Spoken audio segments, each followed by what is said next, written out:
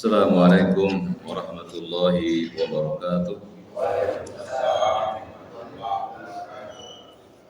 Innal hamdalillah nahmaduhu wa nasta'inuhu wa nastaghfiruh wa na'udzu billahi min shururi anfusina wa sayyiati a'malina.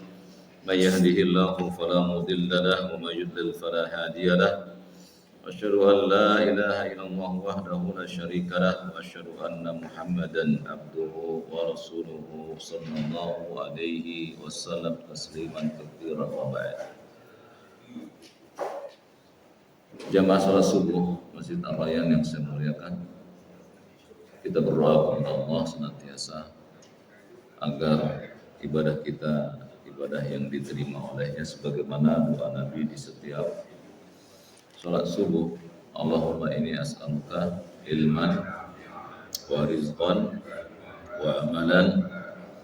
Wahai Allah, aku minta kepadamu ilmu yang bermanfaat, rizki yang baik, dan amal yang diterima. Nabi yang mulia SAW senantiasa berdoa pada subuh dengan doa ini. Padahal beliau orang yang berilmu, beliau juga orang yang jauh dari penghasilan yang buruk, dan beliau juga adalah hamba Allah yang diterima amalnya. Tapi beliau terus berdoa kepada Allah. Kalau kita bagaimana? Ya, jangan kita puas dengan amal kita, terus minta sama Allah agar ibadah kita diterima oleh Allah Subhanahu wa taala. Bulan apa sekarang ini? Bulan Rajab. Rajab itu bulan apa itu? Bulan haram. Apa yang dimaksud dengan bulan haram? Pak Bambang dan DKM Masjid Ar-Rayyan pergi ke tanah haram. Apa maksudnya tanah haram? Jadi yang benar itu bulan haram, bulan suci. Kalau bulan Ramadan bukan bulan suci. Bulan Ramadan bulan mubarak. Nabi yang menamakan itu. Telah datang kepada kalian bulan Ramadan, syahrul mubarak, bulan yang penuh dengan keberkahan. Adapun bulan Rajab, bulan haram, bulan suci. Disebut bulan suci, faja'ala dzamba fihi a'zam. Karena dikerjakan dosa yang dikerjakan di bulan suci dibesarkan. Hati-hati Pak. Dosa yang dikerjakan di bulan haram dibesarkan oleh Allah. Wal amalu shalih wal ajru a'zam. Demikian pula amal soleh dan pahala dibesarkan. Dan hikmahnya Allah menetapkan Rajab 2 bulan sebelum Ramadan agar kita menyiapkan diri dari perbuatan yang haram. Karena perbuatan yang haram tidak bisa membatalkan puasa. Kalau bapak-bapak berpuasa bulan Ramadan atau puasa sunnah, bapak berbuat yang haram, nggak batal puasanya. Yang batal apanya? Pahalanya. Itulah yang Rasul takutkan. Rubba shaimin hauzuhu min siyamihi al-ju'u wal atash. Betapa banyak orang berpuasa yang didapatkan hanya lapar dan haus. Padahal puasa itu Ramadan, apa yang Allah janjikan? La'allakum, agar kalian takut kepada Allah.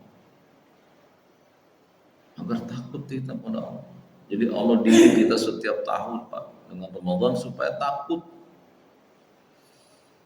Ya, jadi Rajab ditempatkan 2 bulan sebelum Ramadan, bulan ke-7 dari kalender Hijriah. Rajab supaya kita menahan diri dari yang haram. Bulan Sya'ban itu latihan beramal soleh. Kalau Rajabnya menahan diri dari amal buruk, Sya'ban melatih amal-amal ketaatan. Kan bagus tuh Pak. Menjauhi larangan dan mengerjakan perintah. 2 bulan sebelum Ramadan sudah dididik kita tuh. Mesti berbuah hasilnya. Di antara buahnya adalah mengilmui segala perkara dalam Islam. Terakhir pembahasan kita tanggal 9 November yang lalu, karena bulan Desember kita membahas tentang nasihat di akhir tahun Syamsiah. Masih ingat? Nggak ingat? Atau lupa? Itu nggak ada ujian ya, kalau ada ujian ya bahaya. Pertemuan kita terakhir adalah pada poin yang ke-11. Nasihat syariat kepada yang sudah berumur. Nah ini Pak, yang udah ada putih-putihnya di sini, dinasihatin oleh syariat. Yang 11 itu pada pertemuan yang lalu berusaha menyambung silaturahim. Apa sih silaturahim, Pak? Temennya Pak Iman mengundang Pak Iman ya. Reuni akbar silaturahmi SMA berapa negeri gitu. Nah itu bukan silaturahmi. Jadi silaturahmi adalah dua kata yang digabung menjadi satu. Silatun ar-rahim, menyambung rahim. Jadi disebut silaturahim adalah menyambung kekeluargaan. Ya, Nabi SAW mengatakan laisal wasil bil mukafi. Bukanlah silaturahim itu orang yang membalas kebaikan orang lain dengan semisal, bukan. Tapi yang disebut dengan silaturahim adalah ada orang yang berusaha memutuskan kerabat dengan kita, kerabat kita. Tapi kita nggak mau, kita sambung dia, Pak. Itu namanya menyambung silaturahim. Contoh gini, dua kakak beradik ribut. Ya, kata kakaknya, mulai hari ini aku nggak mau melihat wajahmu lagi. Itu namanya memutuskan. Atau si adik bilang, mulai hari ini saya nggak akan injak rumahmu lagi. Nah, itu namanya memutus silaturahmi. Kemudian salah satu di antara nggak mau, walaupun diancam dia tetap WA. Mas gimana kabarnya? Nggak dijawab, biarin. Itu namanya orang ini menyambung silaturahim. Dan pahalanya besar. Karena dosa memutuskan silaturahmi besar, maka pahala besar untuk orang yang menyambung silaturahim. Beliau sallallahu alaihi wasallam bersabda, "Ma min dambin ajdaru ayu ajjilallahu ta'ala." Tidak ada dosa yang disegerakan balasannya di dunia berikut ditampung nanti di akhirat, melainkan memutuskan silaturahim. Jadi kalau bapak-bapak ya dengan kerabat ada yang mutusin silaturahmi, jangan diterima. Bapak sambung. Walaupun dia nggak peduli, biarin. Jangan kita udah pada ngaji ribut sama keluarga. Ya, jangan Pak. Kita dibenci sama kerabat kita, jangan dibalas. Lihat Nabi SAW dibenci oleh pamannya. Siapa pamannya? Abu Lahab, Abu Thalib. Tetap beliau berbuat baik kepada paman-pamannya. Karena menyambung silaturahmi. Dan perbuatan menyambung silaturahim itu perbuatan para nabi dan rasul. Semua para nabi dan rasul menyambung silaturahim. Jadi permasalahan dunia itu jangan sampai mulai hari ini saya nggak melihat mukamu lagi. Waduh, berat sekali namanya. Allah Subhanahu wa taala berfirman dalam hadis qudsi, "Ana Ar-Rahman." Ya, wa ana khalaqtur rahim. Aku adalah Ar-Rahman. Aku menciptakan rahim, rahim. Tempat lahirnya anak. Akulah yang menciptakan rahim. Wastaqtu laha manismi, dan aku menjadikannya rahim dari namaku. Jadi rahim itu dari nama, gak main-main. Aku yang menciptakan rahim perempuan dari namaku, kata Allah. Faman wasolaha wasaltuh. Barang siapa yang menyambungnya, aku akan sambung kehidupannya, dunia dan akhirat. Ya, waman qata'aha tabattuhu. Barang siapa yang memutuskannya, aku putuskan kehidupannya. Jadi ngeri Pak, apalagi bulan Rajab, bulan yang dosa dilipat gandakan. Ya, jadi silaturahmi itu harus dilakukan Pak. Siapa orang yang harus pertama kali kita berikan silaturahmi? Siapa? tua. Kan dia yang mengeluarkan kita dari rahimnya. Ada anak yang mengunjungi ibunya, bapaknya setahun sekali. Padahal sekarang udah ada alat, Pak. Ya, 2 huruf alatnya itu. Apa itu? HP. Kan HP cuma 2 huruf. Udah ada kuota lagi. Ya, 1 giga goceng. Masih nggak mau ngomong orang tuanya. Tinggal dia buka handphonenya. Assalamualaikum, Mak, Pak, gimana kabarnya? Kemarin udah ngubungin, emang kenapa sih Pak, kan saya rindu sama Bapak Ibu. Ngomongnya gitu loh. Kan kita udah ngaji. Ngubungin orang tua setahun sekali. Sekali yang ngubungin, Pak, Bu, aduh simpanan apa enggak, saya lagi butuh nih. Kalau lagi butuh ditelepon orang tua. Lagi makan durian montong, kuota dimatiin. Jadi orang yang berhak untuk kita sambung rahimnya ibu bapak kita. Bagaimana kalau mereka wafat? Sambung silaturahmi dengan pahala. Jadikan diri kita saleh. Karena anak soleh perbuatannya selalu dapat 2 pahala. 1 buat dirinya, 1 buat orang tuanya yang sudah wafat. Kan asik tuh jadi anak soleh. Yang ke-12 sekarang. Segera minta maaf dan berbuat baik kepada pihak yang pernah didolimi. Dan memaafkan kesalahan orang lain. Sekalipun besar kesalahan tersebut. Ini bulan Rajab, Pak. Boleh nggak kita minta maaf? Boleh. Kalau kita punya. Jadi maaf-maafan jangan nanti, Pak, pada Idul Fitri. Itu pun maaf-maafan, Pak. Nggak maaf beneran. Jadi maaf-maafannya kayak nggak beneran. Kalau dia salah segera minta maaf. Apalagi di bulan Rajab ini dia punya salah sama orang tuanya. Bu, Pak, maafin saya ya. Saya nggak ngunjungin kalian setiap hari. Ada apa sih di anak saya? Gitu.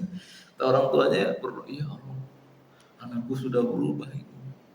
Berikan keberkahan pada usianya, pada hartanya, pada keluarganya. Kan doa orang tua makbul tidak? Kata Nabi yang mulia ada 3 doa yang dikabul oleh Allah tanpa hijab. Di antaranya doa orang tua kepada anaknya. Karena kita anak orang tua kita. Kita bilang sama anak kita, nak kamu mesti jadi anak yang soleh. Iya Pak, Bu. Kita nggak soleh. Sholat aja susah bener Pak. Sholatnya susah.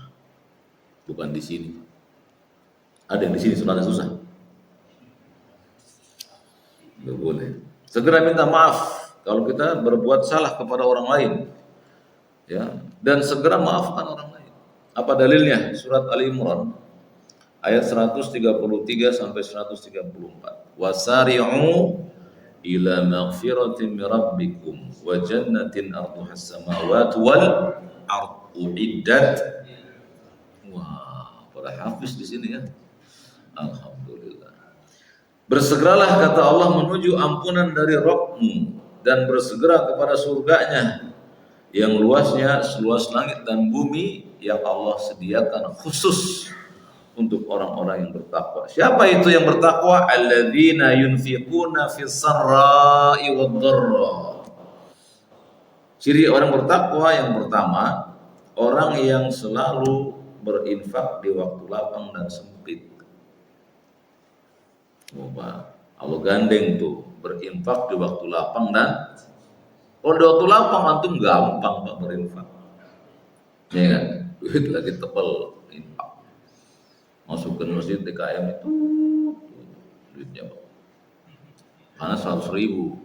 Kalau 2.000 gini. Dialingin 2.000 soalnya Pak. Kalau 20.000 dibuka. Lagi ada Pak, coba lagi sempit. Aduh, tinggal goceng-gocengnya ini. Kalau ke sedekah nggak bisa pulang. Anggapan kita Pak, berinfak itu harus dengan fulus. Ini kesalahan fatal kita karena nggak belajar kitanya dulu. Jadi orang Islam nggak ada yang miskin. Semua orang Islam bisa bersedekah, betul apa tidak? Senyummu kepada saudaramu, apa namanya kalau bukan berinfak? Jadi kalau antum nggak punya duit, senyumlah sama orang. Mana Pak? Gitu. Jangan kelihatan susahnya. Kenapa merenggut? Duit tinggal goceng. Itu menampakkan kesulitan Pak, termasuk orang yang nggak sabar. Tampakkan wajah ceria. Pak Dek senyum-senyum aja, oh saya lagi bahagia, saya lagi bersedekah ke Anda. Lihat coba. Ya kan? Jadi lakukan bersedekah saat sempit. Apalagi Pak, sedekah waktu sempit. Kata Nabi, setiap pagi seluruh tubuh memiliki 360 sendi. Dan wajib disedekahkan. Dan bisa dibayar dengan 2 rakaat salat duha. Salat duha 2 rakaat. Yang kita lakukan awal duha tuh namanya apa? Syuruk itu salat awal duha. Nggak bisa syuruk ya jam 7 doh 2 rakaat. Kan pada libur hari Ahad. Mau ngapain sih? Mau senam. Ntar habis duha senamnya. Habis duha ngopi dulu baru senam. Iya kan? Jadi bersedekahlah, berinfaklah. Dan kepada siapa kita mesti berinfak yang paling utama? Keluarga. Ya, jangan cuma nyuapin nama istri waktu pengantenan, Pak. Kalau sekarang tuh makan diri orang ngambil lemari sana. Dulu aja disuapin istrinya. Infakin Pak istri antum Pak. Pulang dari ngaji cari makanan di rumah. Bu, nggak ada. Ngapa? Saya mau nyuapin ibu. Itu infak namanya. Jadi nggak mesti dengan duit gocengan, ceban. Enggak, angkat mulutnya Bu. Nih saya suapin ya, saya minumin ya. Ih Bapak, kalau nggak meleleh tuh hati istri kita. Iya Pak. Nggak usah cari konsultan, nggak usah Pak. Baca Quran, baca hadis, masih tahu. Di situ ada letak-letaknya Pak. Maafkan orang lain. Ciri yang pertama orang bertakwa adalah dia berinfak saat lapang maupun sulit. Yang kedua, wal kaziminal ghaiz. Apa itu Pak?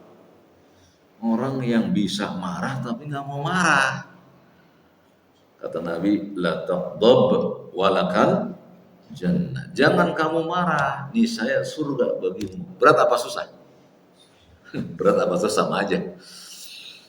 Ya, susah apa gampang? Susah Pak. Karena susah, pahalanya besar. Antum mau marah nih, nggak jadi Pak. Kata Nabi, orang yang hebat itu bukan orang yang kalau berkelahi menang, bukan.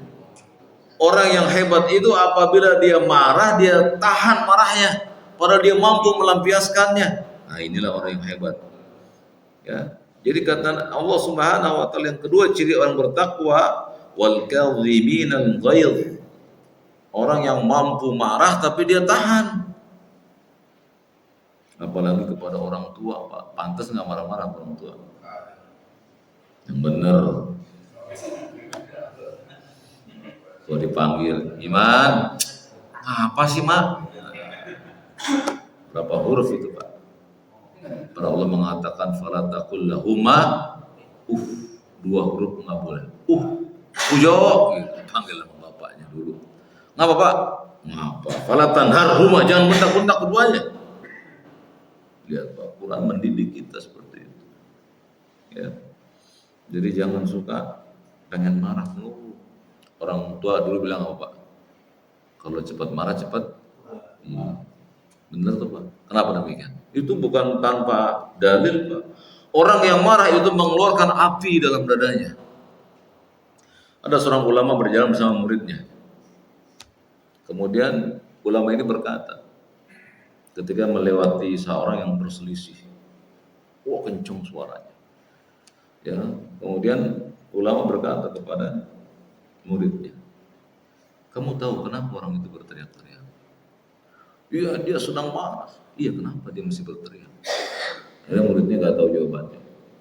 Karena api dalam dadanya menghalangi di hadapannya, sehingga suaranya nggak bisa pelan, harus kencang. Karena ada tabir. Jadi orang yang marah itu di hadapannya ada tabir yang besar Pak, sehingga suaranya nggak bisa pelan, harus kencang.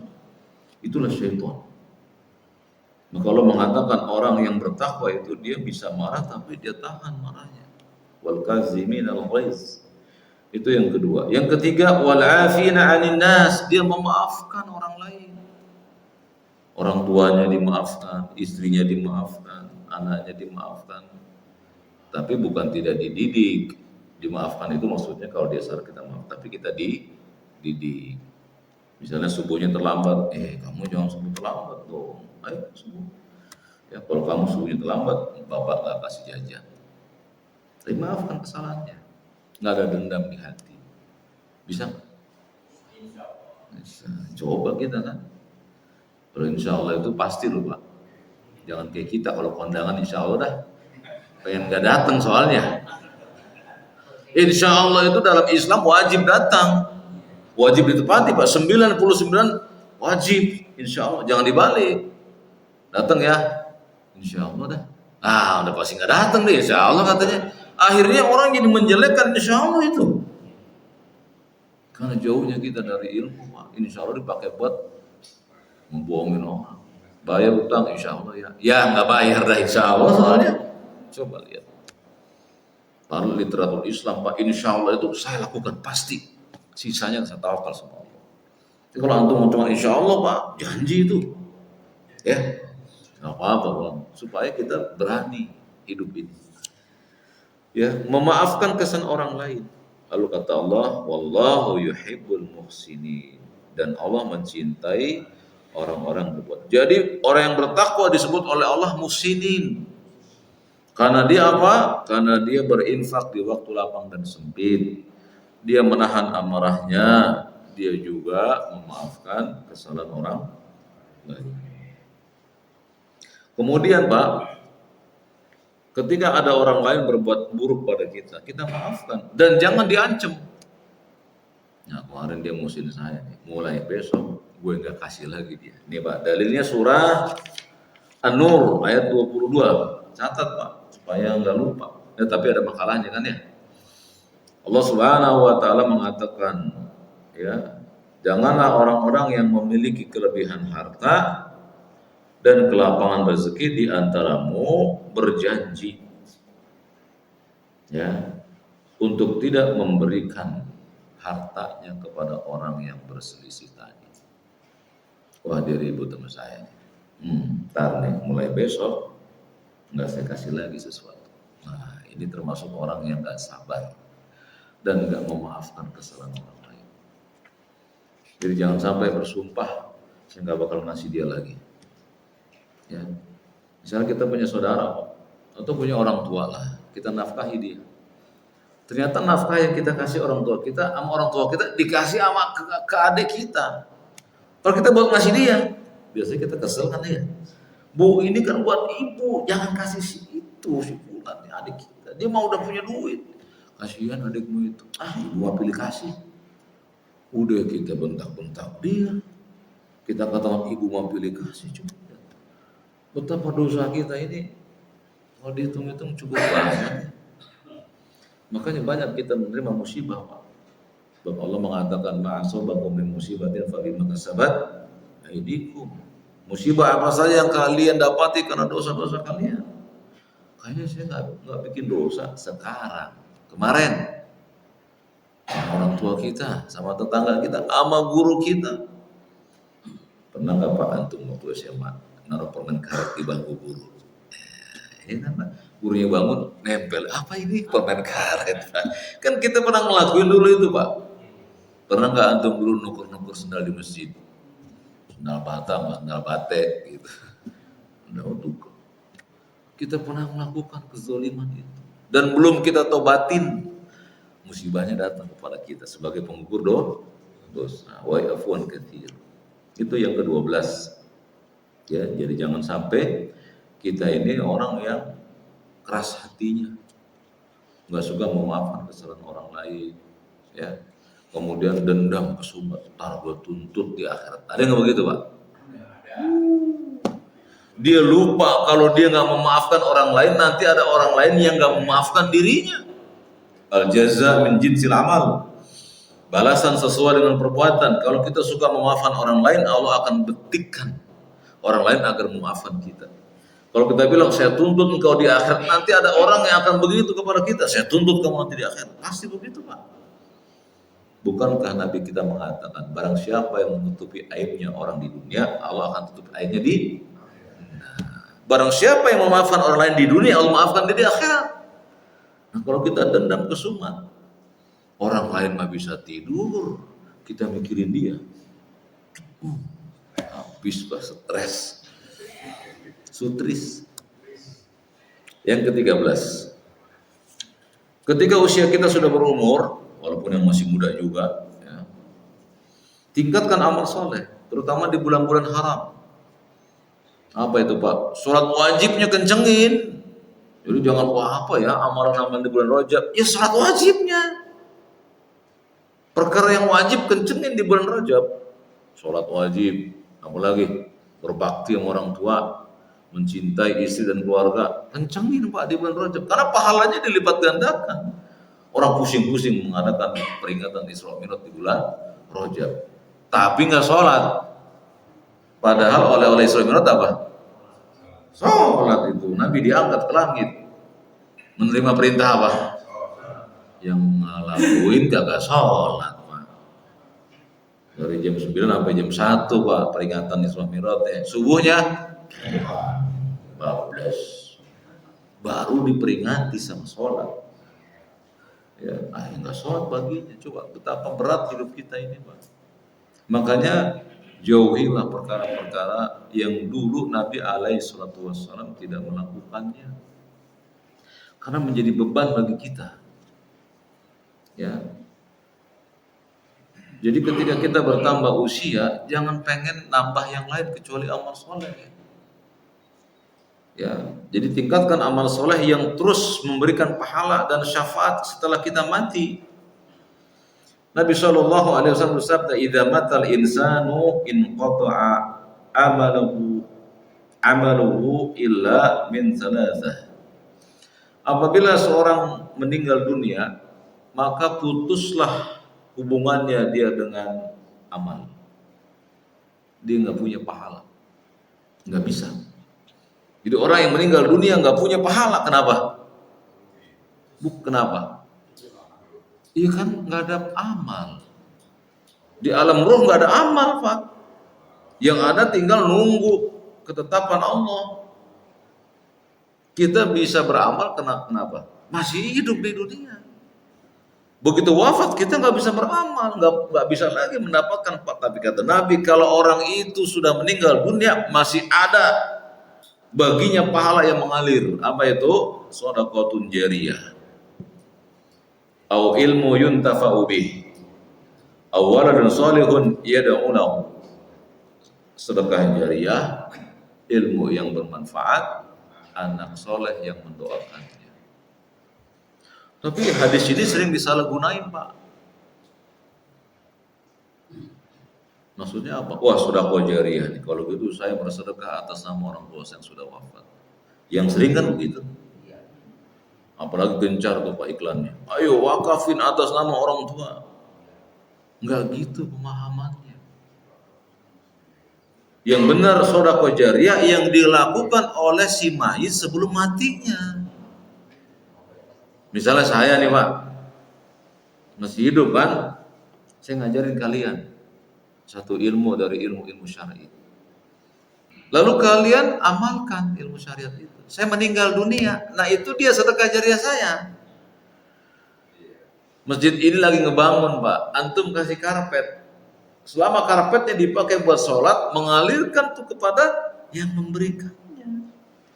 Jadi bukan kita kasih amal buat ibu bapak kita mendapat, itu bisa saja. Tapi yang diinginkan oleh hadis ini, orang yang belum meninggal itu hendaknya punya amal jariyah. Apa itu Pak? Yang paling bagus itu adalah apa yang paling bagus? Sedekah jariyah yang paling bagus. Ya. Cari amal yang apabila antum mengeluarkannya sedikit tapi langgeng. Yang pertama Pak, bikin sumur. Mau buat masjid kayak, mau buat kampung, nyumbang di situ Pak. Ada pembuatan sumur, buru-buru tuh keluarin dompet. Yang ada isinya tapi jangan dompet yang kosong. Ambil isi masukin Pak. Ya Allah, ini sedekah jariyah. Jangan ada yang tahu, pulang lagi. Besok lewat kasih lagi Pak. Selama airnya mengalir diminum oleh orang-orang, maka mengalir pahala jariyah. Yang kedua ada masjid. Lagi dibangun masjid ini.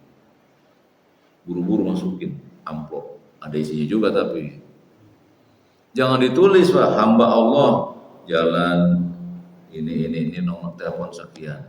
Ini pengen dikasih tahu. Tutup hamba Allah ya udah aja masukin. Nah, selama masjid itu dipakai mengalirkan pahala. Wakaf Al-Quran. Ya, cari masjid yang jemaahnya baca Quran. Kalau jemaahnya nggak baca Quran, kasihan tuh, nggak jadi jariah. Cari masjid yang jemaahnya baca Quran Pak. Makanya biasanya orang kasih pondok tahfiz, karena dibaca Qurannya. Jadi kalau kalian bersedekah Quran, mesti lihat kondisinya. Mana di masjid yang baca Quran orang-orang. Kalau kalian pergi Pak ke masjid-masjid di sekitar kita lah Pak, saya sedih tuh Pak. Qurannya itu udah kebuka kulitnya. Bukan karena suka dibaca Pak, enggak. Karena udah lama nggak dibaca, justru kalau melupas kulitnya jadinya. Wala haula wala quwwata illa billah. Cari masjid yang orangnya gemar baca Quran, atau satu rumah yang suka baca Quran. Kasih mereka. Berikutnya ilmu yang bermanfaat. Kalau antum sudah tahu ilmu Pak, ada ilmu yang antum punya, apakah ilmu agama atau ilmu dunia tapi baik, ajarin sama anak. Nah, kalau kamu makan baca bismillah nak. Emang gitu Pak? Iya. Terus dia lupa aja lagi. Sampai si anak itu dewasa, dia baca bismillah, kita wafat, mengalir tuh ilmunya kepada kita pahalanya. Bisa? Itu yang dimaksud itu. Jadi si mayit sebelum wafatnya punya amal soleh yang dia sedekahkan dan yang diajarkan, itu yang menjadi jariah. Gitu ya. Jadi tingkatkan amal soleh. Dan amal soleh itu gampang Pak. Nggak susah-susah. Ya, amal soleh yang paling dicintai oleh Allah apa? Yang wajib. Sholat wajib, puasa wajib, nafkah wajib. Lakukan itu. Terus istiqomah. Itu sangat dicintai oleh Allah. Ya, jangan dibalik Pak. Tahajudnya rajin. Duhanya nggak tinggal. Tahajudnya rajin, subuhnya kagak. Duhanya getol, johornya ketinggalan. Jangan begitu. Ya, wajibnya jaga. Yang haram jauhi. Itu namanya soleh. Jadi mengerjakan amal soleh yang utama, yang pertama adalah yang wajib. Ya. Kemudian jangan malu dan jangan enggan untuk bersedekah. Karena sedekah salah satu amal soleh yang terus memberikan pahala. Dan ada ancaman bagi orang-orang yang memiliki emas atau harta yang dia tidak infakkan emas tersebut. Tahu emas Pak? Emas itu barang ribawi ya Pak. Kalau dia mencapai nisab 85 gram dan haulnya 1 tahun, wajib zakat 2,5%. Wajib.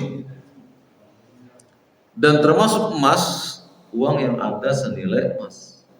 Antum gak punya emas, misalnya 85 gram itu 1 gram 1 juta misalnya. Uang tabungan antum 85 juta. Dan sudah berlalu 1 tahun. Maka akhir tahun pertama wajib 2,5% Pak keluarin. Kalau tidak, Allah berfirman dalam surat At-Taubah ayat 34 dan 35. Orang-orang yang menyimpan emas dan perak tapi tidak menginfakkannya di jalan Allah, kabarkan kabar gembira kepada mereka, yaitu azab yang pedih, berupa pada hari nanti di akhirat emas dan perak itu dipanaskan dalam neraka jahanam, dilelehkan, lalu disetrikakan pada dahinya, lambungnya, dan punggungnya, seraya dikatakan, ini harta yang dulu kamu simpan dan tidak kamu infakkan. Jadi orang-orang yang punya duit 85 juta disimpan udah setahun, wajib mengeluarkan 2,5%. Gitu Pak, jangan enak-enakan punya duit gede. Ya. Lihat ada zakatnya tidak di situ. Ya. Nabi SAW bersabda, siapa saja yang memiliki emas atau perak atau harta senilai emas dan perak yang wajib zakat, tapi tidak mengeluarkan zakatnya, melainkan pada hari kiamat nanti akan disepuh untuknya lempengan dari api neraka. Kalau tadi ayat tadi emas itu akan dipanaskan. Kalau hadis Nabi ini, ya nanti akan disiapkan oleh orang yang tidak berzakat lempengan dari api neraka. lalu dipanaskan dalam jahanam, lalu disetrika di dahinya, rusuknya, punggungnya dengan lempengan tersebut. Setiap kali dingin akan disepuh lagi dan disetrika akan kembali kepadanya yang satu hari ukurannya 50.000 tahun. Satu hari akhirat berapa tahun? 50.000 tahun. Disetrika. Bagi mereka yang sudah punya emas merah di usia tua tidak mau mengeluarkannya. Oh, kalau gitu usia muda boleh? Nggak boleh juga. Tapi maksudnya di usia tua jangan bakhil. Ada harta, lihat masuk nggak nih zakatnya? Oh, masuk, keluarin harta. Ya, jangan disimpan terus, kan nggak dibawa wafat itu, Pak. Yang ke-14, tunaikanlah segera pembayaran hutang dan jangan bikin hutang baru walaupun untuk menolong orang lain. Ya, jadi jangan tergiur, Pak, dengan pinjol. Apa itu pinjol? Pinjaman bikin benjol. Emang iya jadi ribut kan itu. Ya, dengan bangke. Apa bangke, Pak? Bank keliling. Bangke, bank keliling. Dia minjemin dikit, Pak. Ya, angsurannya sehari 2.000. Siapa yang susah? Tapi kata dia, ya kalau nggak dibayar terus saya hitung ya seharinya 100 perak. Nah, kata orang yang awam, wah ringan tuh lihat. Tergiur dia, Pak, buat ngapain? Buat gedein warungnya. Ini kopi kurang kayaknya nih, saya cari pinjol. Mas, berapa minjemin saya? Saya kasih 1 juta, Pak. Tiap hari 2.000, kecil gitu. Dia nggak ngelihat ada ribanya di situ. Utang namanya itu. Utang tidak dilarang dalam Islam, tidak sama sekali. Tapi yang dilarang dalam Islam, utang yang ada riba. Gak boleh, Pak, berutang dengan riba. Saya pinjemin duit Pak Iman. Berapa, Ustaz? 1 juta dah, boleh. Cuman gini, Ustaz, kenapa? Ntar kalau dibalikin barengin sama kuota ya, yang 1 giga aja. 1 giganya riba. Wah, gampang itu. Saya setuju. Saya akad riba namanya. Kata Nabi, dia dan saya sama-sama neraka. Yang nulis, yang makan, yang ngasih, hum sawaun, kata beliau. Mereka sama semuanya dalam dosa. Dan apa kata Allah Subhanahu wa ta'ala tentang riba? Ya, orang-orang yang memakan riba, la yaqumuna illa kama yaqumul ladzi yatakhabbathu syaitanu minal mas. Orang yang memakan riba ya, itu seperti orang yang kerasukan setan jalannya, goyang. Oleng, betul, Pak. Kalau saja kita bisa ngelihat sekarang, Pak, banyak orang yang jalannya goyang. Cuma kita nggak diberikan oleh Allah itu sebagai ujian keimanan. Dan ternyata hikmahnya, Pak, orang yang makan riba itu oleng apa? Jiwanya oleng. Minimal kena jiwanya. Betul apa tidak? Jadi hutang itu boleh, Pak, tapi jangan coba-coba cari yang ada tambahannya. Karena setiap tambahan dari hutang piutang itu namanya riba. Apa saja bentuknya, Pak? Mau tambahannya persen atau air minum, riba. Ada sebuah kisah yang menarik hati kita. Ada seorang ulama Islam yang ingin menagih hutang kepada salah satu muridnya. Sampai di pertengahan jalan mendekati rumah muridnya, hujan turun deras. Dan rumah muridnya itu ada kanopi di depannya gitu, kurang lebih kayak gitu. Si ulama ini nggak mau berteduh di bawah kanopi. Dia cari pohon di bawah. Keluarlah muridnya, wah guruku sini. Sampai hujannya reda, nggak mau dia sampai reda bawah. Kenapa kau nggak mau? Aku lagi nagih hutangmu. Dan aku nggak boleh menerima manfaat dari hutangmu. Lihat sampai kayak gitu zuhudnya, Pak. Karena kalau dia dapat manfaat, ada tambahan dari pinjam meminjamnya. Sampai kayak gitu, Pak. Jadi kalau utang 1.000, bayar 1.000. Utang 1 juta, bayar 1 juta. Kalau sekarang kan sudah ada akadnya di depan, Pak. Tanda tangan, Pak, ya. Tanda tangan. Nggak dibaca tuh, Pak, gituannya. Padahal isinya, Pak, Kalau terlambat ada denda. Apa namanya kalau bukan riba?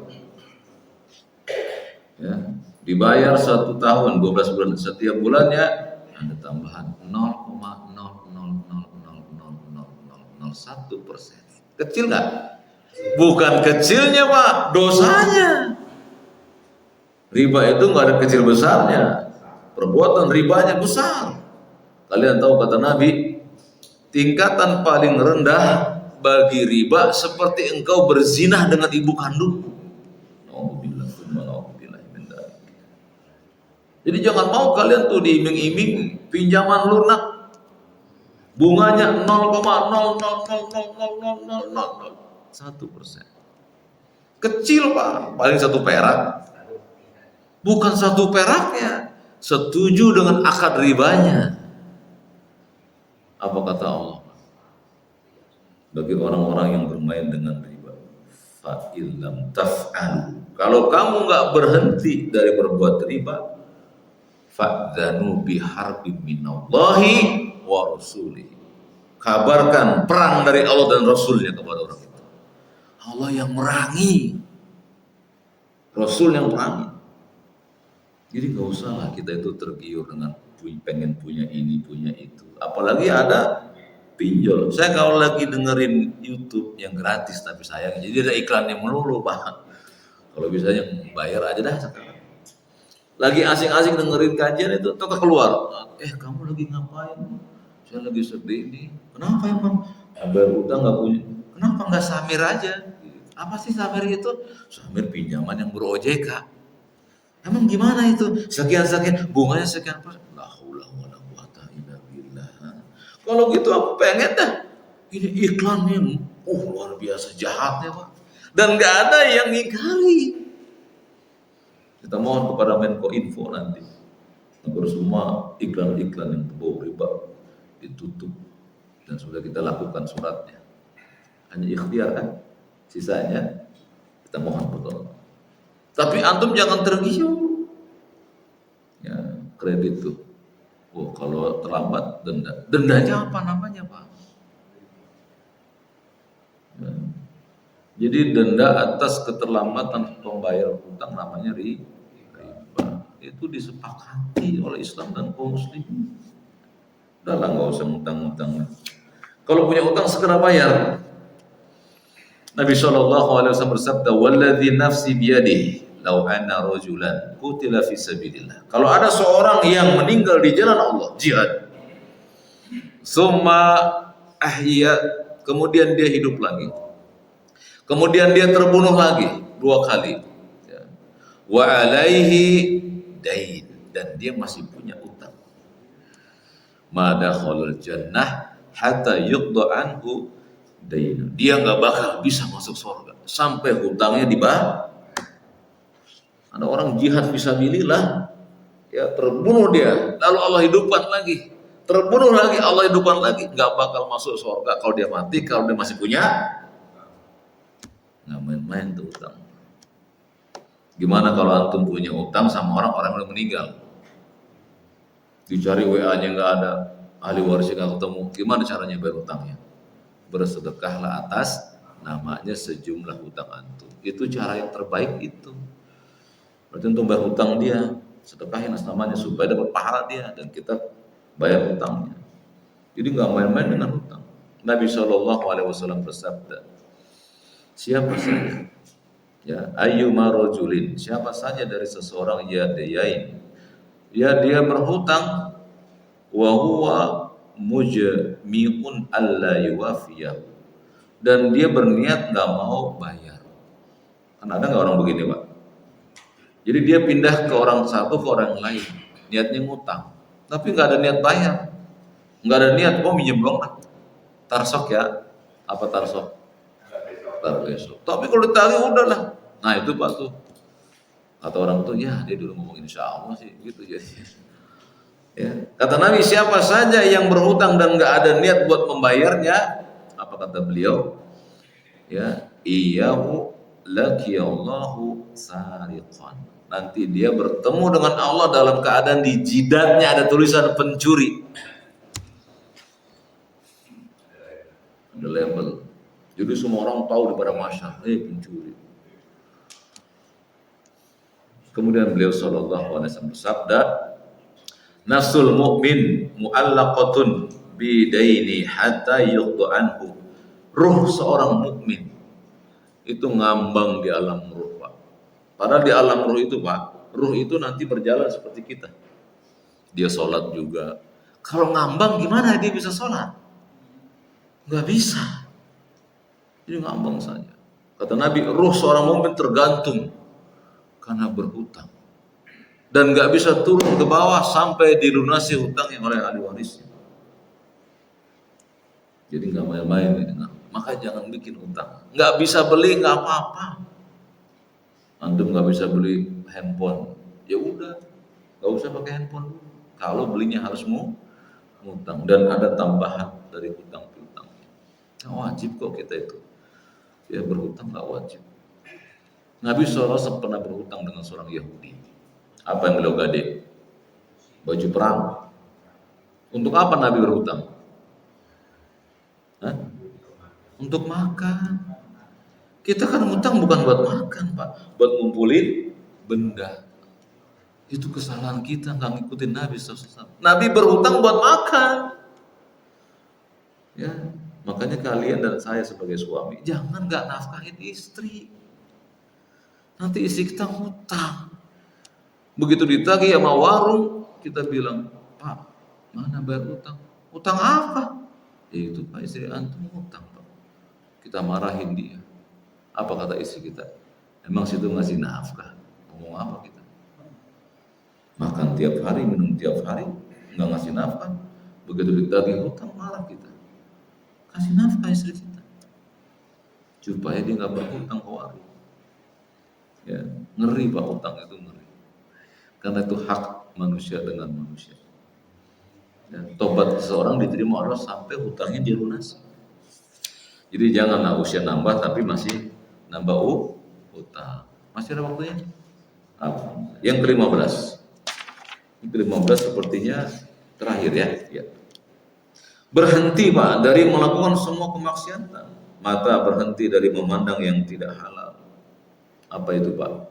Wanita yang gak halal buat kita. Di mana itu Pak? Di medsos. Antum tutup pintu, buka YouTube.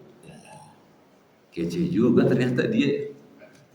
Itu gak halal bagi kita Pak. Yang halal siapa? Istri kita, antum pelototin tuh istri kita. Kamu cantik juga ya. Ya iyalah kalau kasih itu gak kawin sama saya.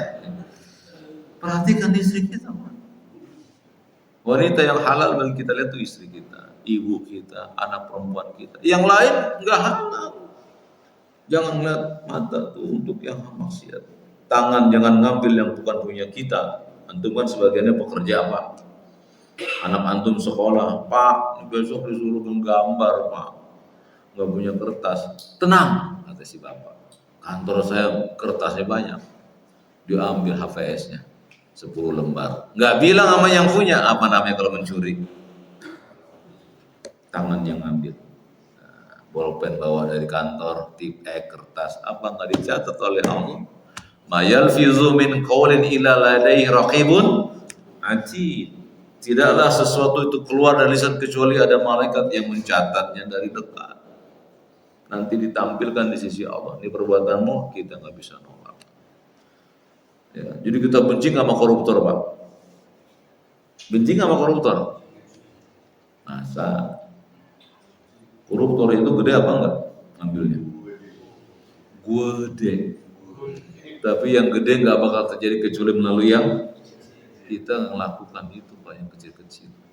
Di kantor kita ambil pensil, pena. Apa namanya kalau bukan korupsi? Kita benci koruptor, tapi kita melakukannya di kantor kita. Kita nyalain, wah dia follow begitu. Kitanya ngapain di kantor kita? Antum pernah nggak Pak di kantor Pak mainin telepon kantor?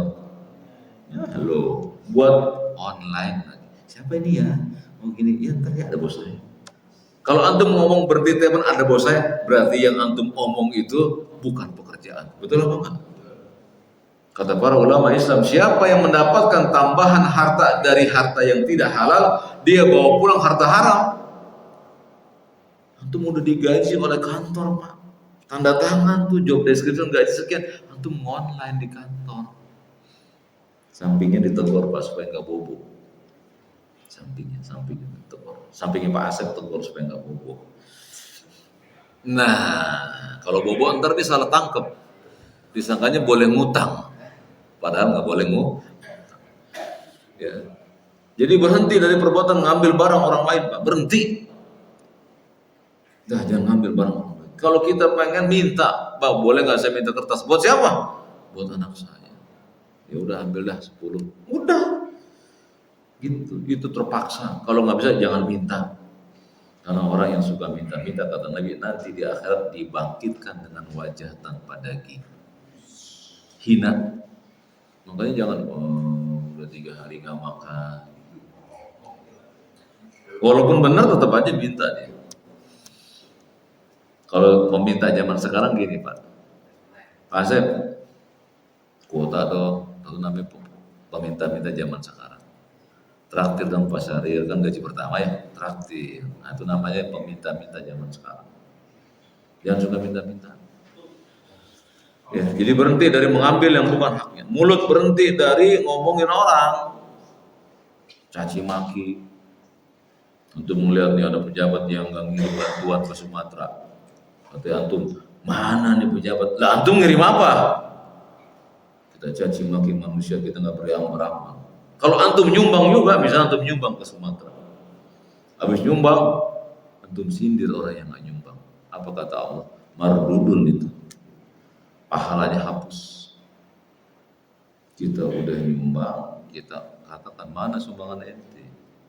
Kenapa sih kita nyumbang nggak diem-diem aja? Kenapa? Pengen diketahui oleh orang lain. Ya. Jadi jaga lisan kita. Termasuk lisan adalah jempol, Pak. Karena jempol mengetik kata, tulisan juga. Ya, komentar-komentar itu termasuk lisan. Kemudian jaga telinga dari mendengar hal-hal yang haram. Lagi ngomongin apa sih? Gue lagi ngomongin si fulan tuh. Ikut ngapa? Nah, nggak boleh Pak ikut. Ngedengerin orang gitu nggak boleh.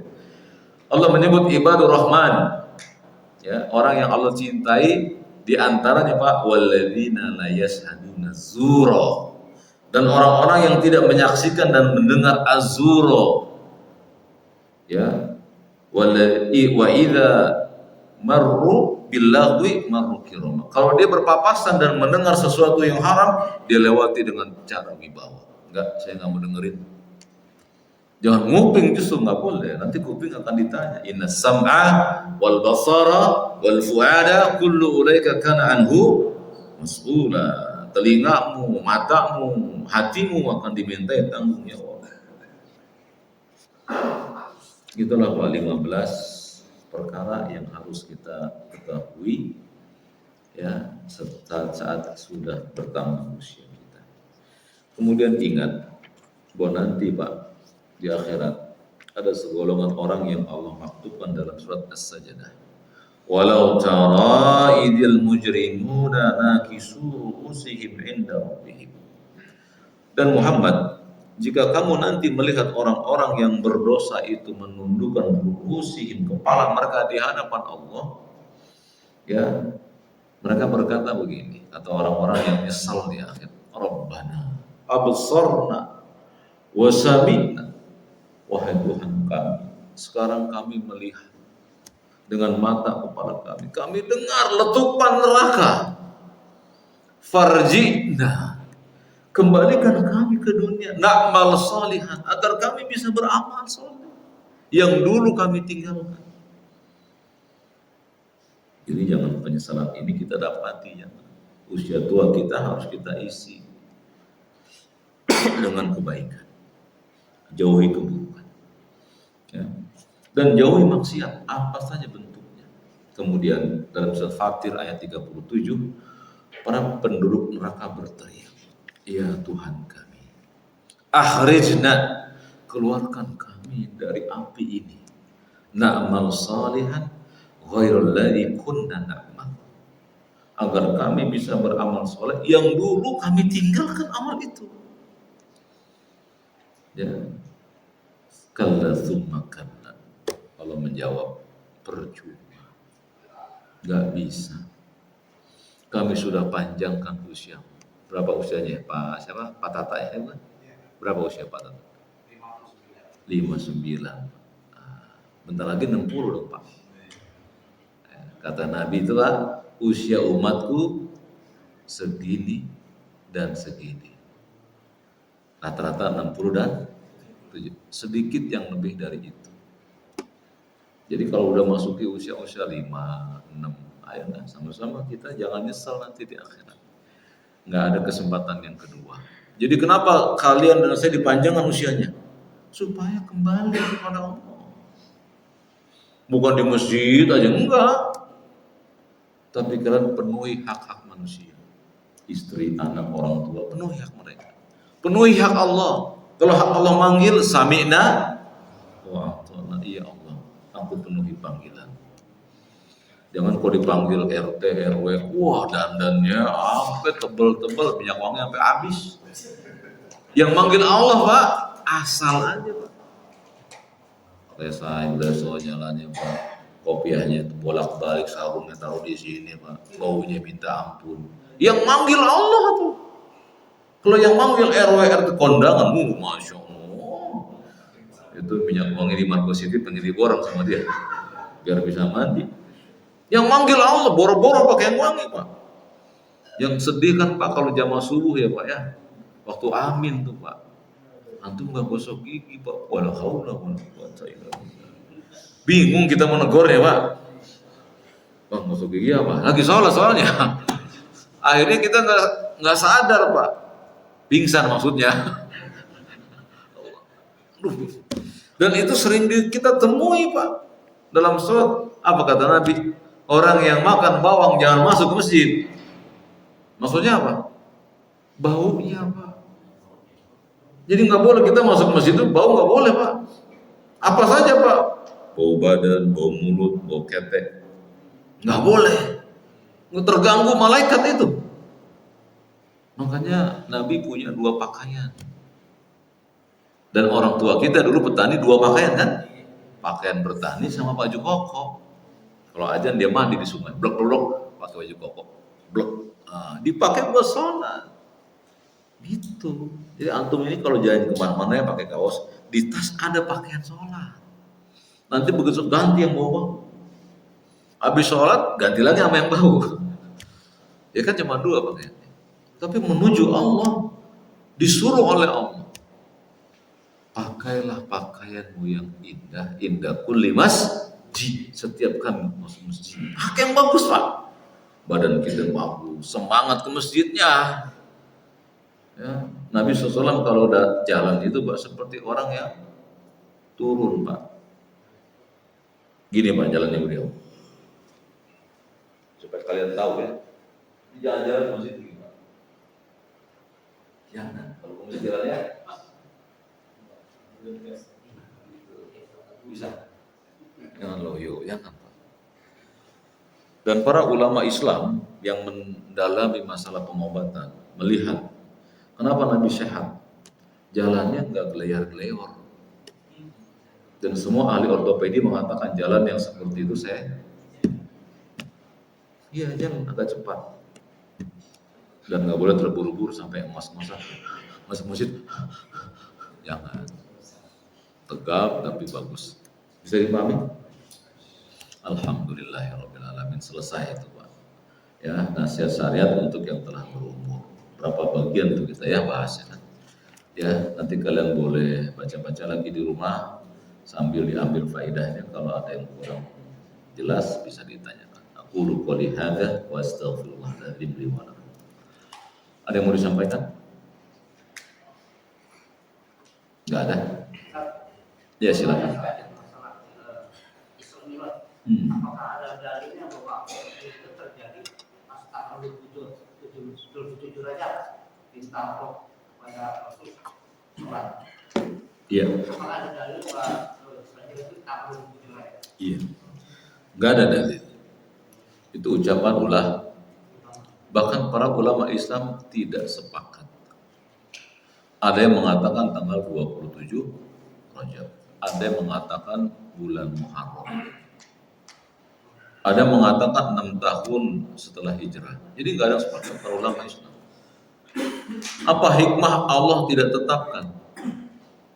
Supaya nggak diperingatin, karena nggak ada manfaatnya, Pak.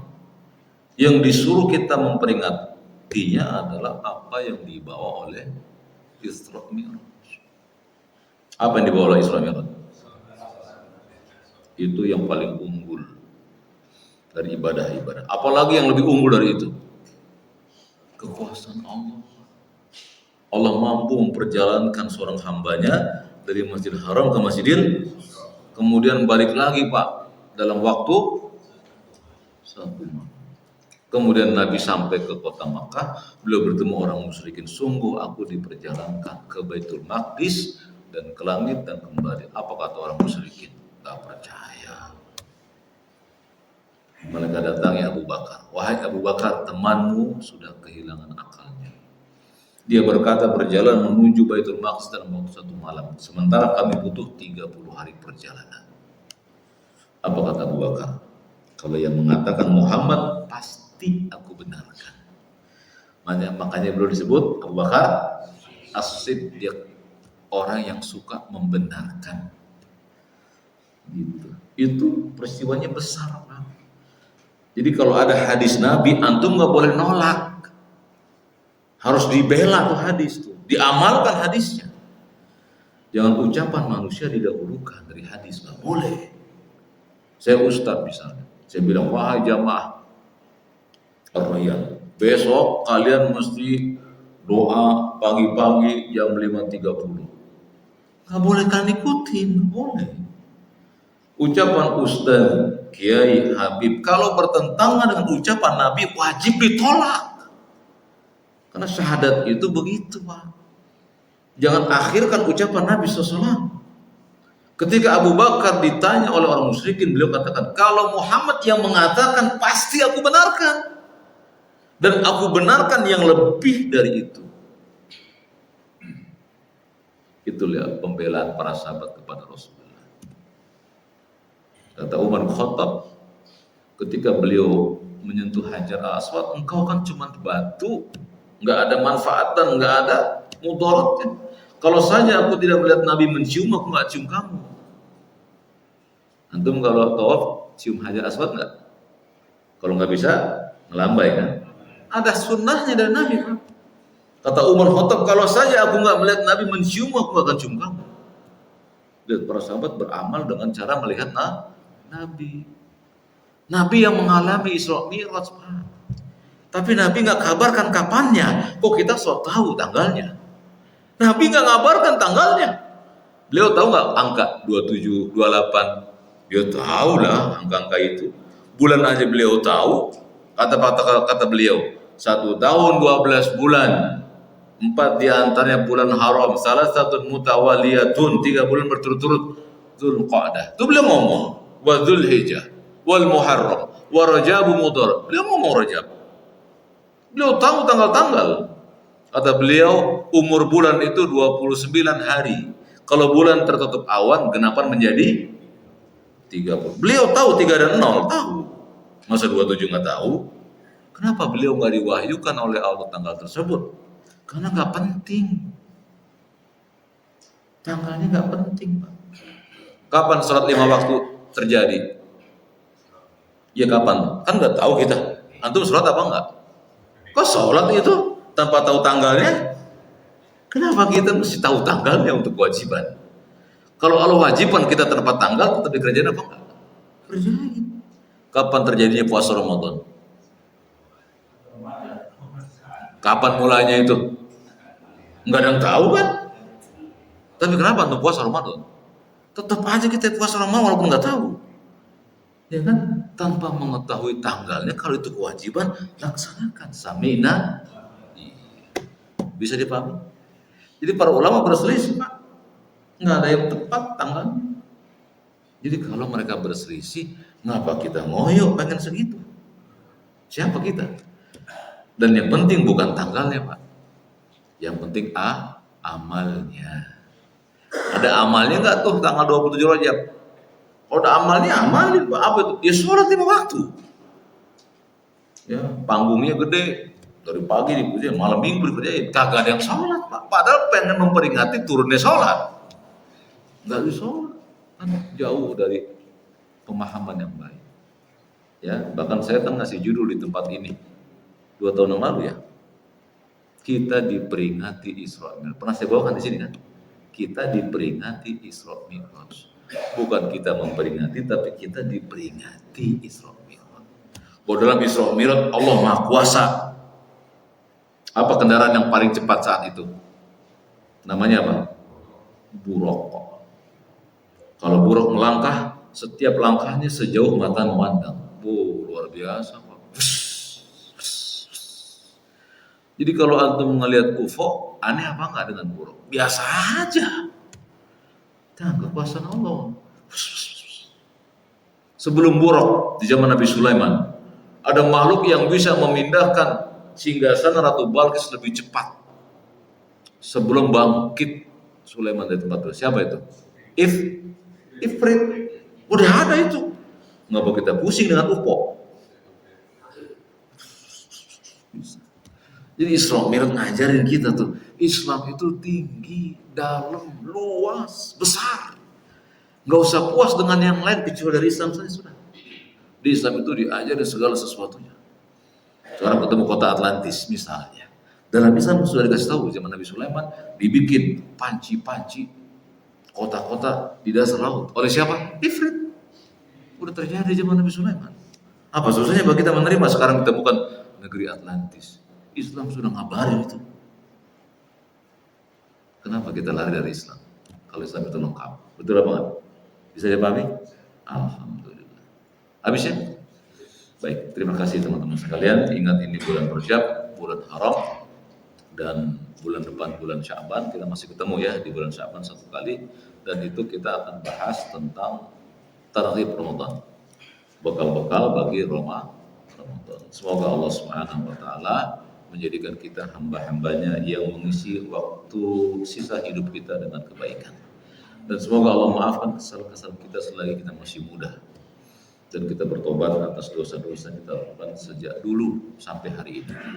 Dan kita mohon pada Allah taufik dan hidayah agar bisa mengamalkan sisa umur kita untuk kebaikan di jalannya. Amin ya rabbal alamin. Terima kasih kepada semuanya. Kita tutup dengan kafaratul majelis. Subhanakallahumma wa bihamdika asyhadu an la ilaha illa anta astaghfiruka wa atubu ilaik. Wassalamualaikum warahmatullahi wabarakatuh.